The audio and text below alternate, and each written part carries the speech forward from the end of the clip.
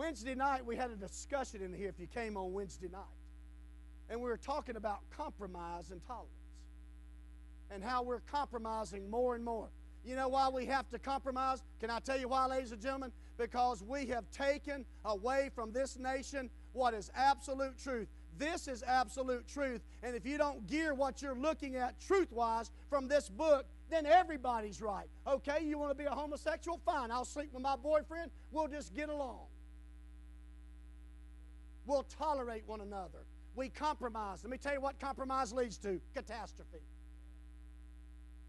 Millions upon millions upon millions upon millions of babies have been aborted in this country that never had a chance because 9 men robed in black said, the Supreme Court, it's okay to kill children. There's only one problem with the Supreme Court. There is a higher law. There's a higher court, and we got to answer to God for that, and America will.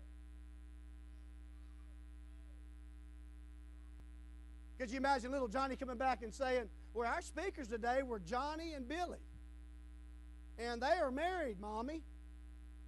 And they kissed one another and held hands on our field trip.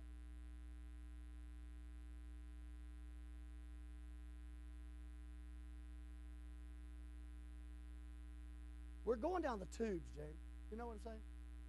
This country's in bad shape, folks. We sit here tonight thinking everything's fine. Do you know most of the sitcoms, you may think this is legalistic preaching, but you can get over it. Okay? Just get over it. Most sitcoms have some kind of homosexual agenda involved in them. Just watch them sometime. If it's not reality, most sitcoms, what they're doing is they're dumbing us down. They're numbing us to it.